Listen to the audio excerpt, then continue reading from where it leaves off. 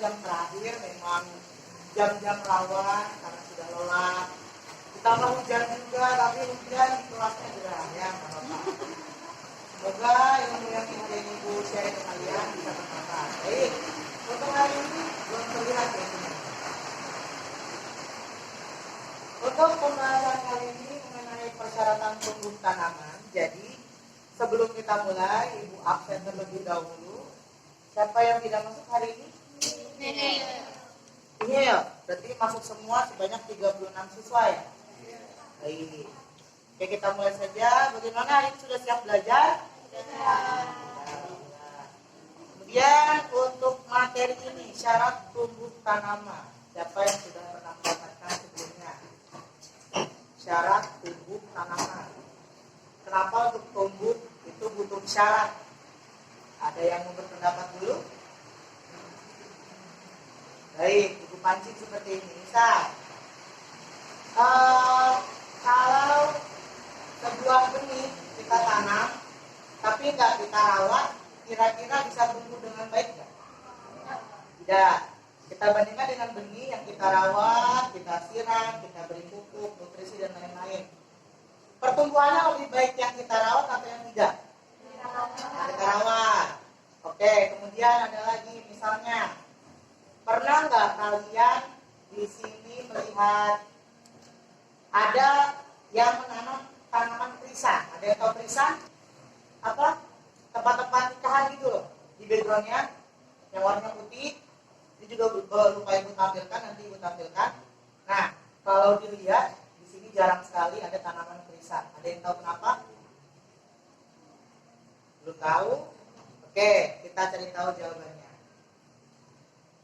Nah, untuk kompetensi dasarnya kali ini ada 3.4 menganalisis persyaratan tumbuh tanaman, dan nanti kita akan mencoba menerapkan persyaratan tumbuh tanaman.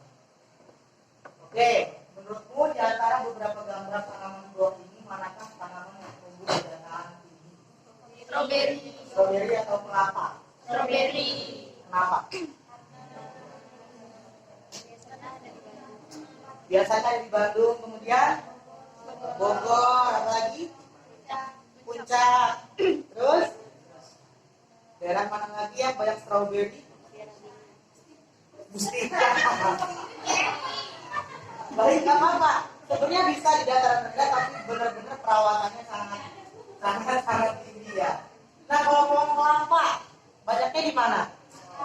Daerah dataran rendah ya, pantai dan lain-lain. Berarti yang dataran tinggi yang strawberry, daerah rendah kelapa. Nah, di antara beberapa gambar di bawah ini, tanaman apa yang ada di sekitar tempat tinggal? Kangkung, terus mangga, apa lagi? Ini tentang ini ada nggak di sini? Jarang ya. Kemudian ada kubis. Tapi makan kubis nggak kita? Kira-kira kubis itu datang dari mana? Datang dari pohon. Betul. Nah, kubis ini biasanya di dataran tinggi. Ya, Bandung, Bogor, kemudian Garut. Tapi Garutnya yang atas ya. Kalau Garut Pamengpeuk, ada yang tahu nggak Garut Pamengpeuk itu di mana? Nggak ada yang orang Sunda? Pamengpeuk.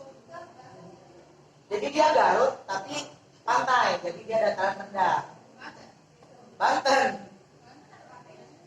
Ya iya kan, Banten ujung, Neng. Ya bener ada pantainya, betul, karena dia kan di ujung. Kemudian berarti yang sering kita temukan adalah kangkung dan mangga. Oke, nah ini. Kira-kira apakah pertumbuhan tanaman dipengaruhi oleh tempat di mana ia tanam? Jawabannya? Iya. Karena? Ya, betul. Jadi masing-masing tanaman itu memiliki syarat tumbuh. Misalnya tadi kentang. Sebenarnya dia bisa ditanam di sini, cuma hanya beberapa jenisnya saja, nggak semua jenis. Kemudian wortel, ada nggak orang yang nanam wortel di sini? Ada, tapi yang ada rugi karena umbinya itu yang dihasilkan akan kecil. Kalau misalnya nanamnya di daerah dataran tinggi itu umbinya besar. Kemudian stroberi tadi bisa nggak ditanam di sini? Sebetulnya bisa, cuma kita harus telaten banget, intensif sekali menanamnya untuk merawatnya. Kemudian Kita masuk ke apa itu syarat tumbuh. Ada yang mau membacakan? Silakan, Kak Kim. Ya. Oke. Syarat tumbuh tanaman adalah hal-hal yang memiliki pengaruh serta menunjang pertumbuhan dan perkembangan tanaman. Persyaratan tumbuhan meliputi ketinggian tempat, sifat-sifat lahan, ketersediaan air, kondisi lingkungan atau faktor iklim, media pupuk, faktor biologis. Oke, terima kasih Kak Kim. Tepuk tangan untuk Kak Kim. Terima kasih atas kerjanya. Nah, yang tadi dibantu bacakan oleh Kak Kim adalah faktor eksternal atau di luarnya. Bentar. Apa yang akan terjadi jika tanaman yang seharusnya ditanam, maaf itu salah tulis, di dataran tinggi, tapi ia dipaksa ditanam di wilayah dataran rendah. Ada yang tahu kenapa? Siapa yang membacakan lagi? Ya.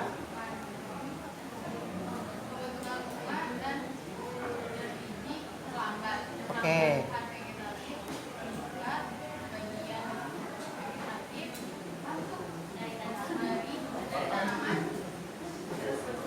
Ya, terus? Optimal.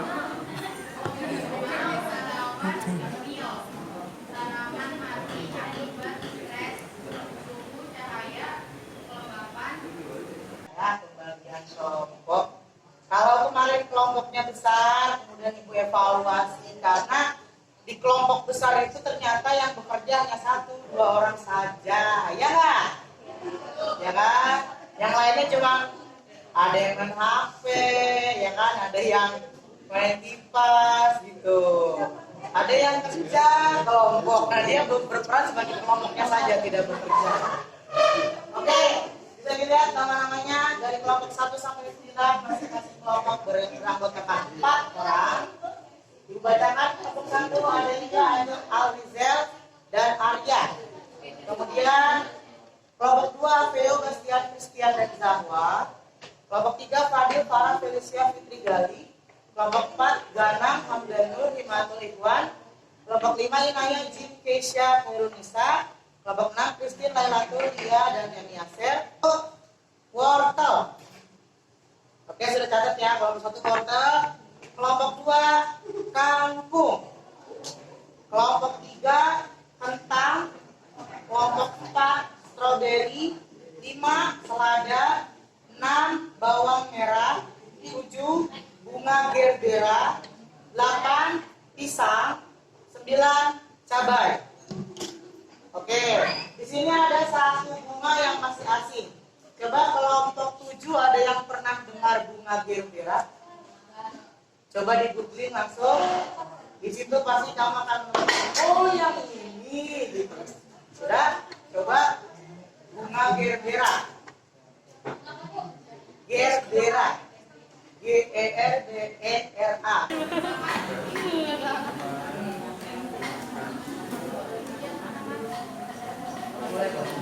Singkatnya aja ya, poin-poinnya.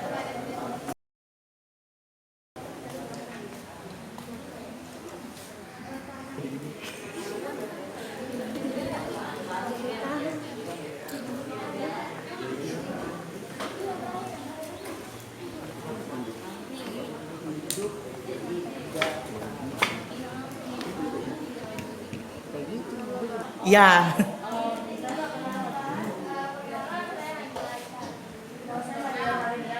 Tanaman gerbera. Ya, ketinggalan. Ketinggian tempat 560 mdpl hingga 1400 mdpl. Oke. Suhunya, suhu udara yang cocok untuk tanaman gerbera sekitar 14 sampai 30 derajat. Dengan curah hujan antara 1900 sampai 2800 mm per tahun. Oke. Jenis tanahnya, tanah yang baik untuk tanaman hias gerbera yaitu tanah lempung yang berpasir, subur dan banyak mengandung bahan organik atau humus. Oke. sinar matahari tidak terlalu terik agar tidak merusak tanaman. Nutrisari pada tanaman ini yaitu dengan memberikan pupuk. Pemberian pupuk ini bisa diberikan setidaknya secara rutin minimal sebulan sekali. Takarannya pun cukup 2-4 gram pupuk tiap tanaman. Oke, sudah. Baik, untuk presentasi ini kelompok langka nih. Ayo, siapa yang bertanya? Oke, kakak ini belakang. Ayo bertanya yuk. Ini kajiannya menarik nih karena di sini jarang ada. Oke, siapa dulu? Kakim atau yang belakang dulu? Oh no. Nazma ya. Nazma dulu, oke, silakan Kak Nazma.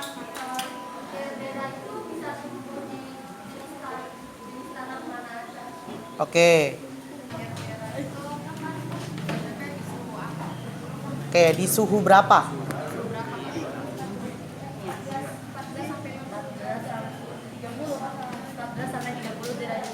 14 sampai 30 derajat Celcius. Oke, pertanyaannya gini, buat semuanya ya. Coba lihat di handphone kalian. Di Bekasi sekarang suhunya berapa?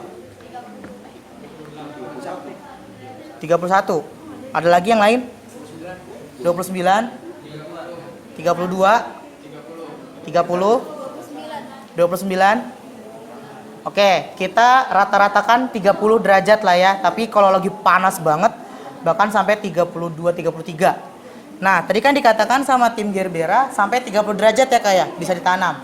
Berarti kira-kira Gerbera bisa nggak ditanam di sini? Bisa, tapi betul, tidak tumbuh dengan baik. Kenapa Kak? Iya betul, karena suhunya naik turun. Karena kan kita di sini dataran rendah. Apalagi Bekasi dikenal dengan sebutan planet lain saking panasnya ya. Nah, cuaca suhu saat ini itu nggak berlangsung lama. Jadi misalnya nanti panas nih, naik pelan-pelan. Nanti dia hujan, dia turun lagi. Tapi kalau dirata-ratakan suhu kita tuh berkisar antara 32 sampai 33. Jadi kenapa Gerbera nggak cocok di sini? Karena suhu kita terlalu panas. Yang ada Gerberanya gosong. Gitu. Ibu mau satu orang menyimpulkan apa yang kita pelajari hari ini. Coba kakak Christine, yang hari ini kita pelajari apa aja kak? Mempelajari tentang persyaratan tumbuh tanaman. Terus? Persyaratannya ada jenis tanah, habitat, ya, terus jenis air, Tanah. jenis tanah, habitat, cuaca, Banyak. Oke, baik. Terima kasih. Terus kemudian coba Kak Amra. Ada Bu. Ada salah satu Pak. Enggak ada Bu. Mas apa? Enggak ada. Mana enggak ada? Rahasia aja deh. Rahasia. Coba rahasia. Ayo. Kalau rahasia maksain kangkung buat ditanam di suatu tempat yang sangat dingin, kira-kira dia bakal tumbuh nggak? Enggak. Kenapa? Karena dia pertumbuhan ini cuaca panas. Oke, di panas sampai sedang ya, baik. Oke, jadi hari ini kita belajar tentang syarat tumbuh tanaman. Ternyata tanaman itu juga mempunyai karakteristik yang berbeda-beda. Kita nggak boleh memaksakan sebuah tanaman kita paksain di bukan habitatnya gitu. Bisa, cuma harus kita rawat dengan sangat baik. Oke, kemudian tadi postcase sudah dikerjakan, sudah dikumpulkan. Kemudian untuk pertemuan selanjutnya, oke kita fokus dulu, kita pulang nih. Nah, bentar lagi kita. Alhamdulillah. Nah, kalau untuk pertemuan selanjutnya itu kita akan bahas secara tubuh tapi yang internal dari dalam dirinya sendiri, yaitu benih dan hormonnya. Baik, sebelum pulang silakan disiapkan dulu. Siapa yang kan? Ayo disiapkan, ayo biar cepat pulang. Sebelum kita pulang, alangkah baiknya kita berdoa mulai.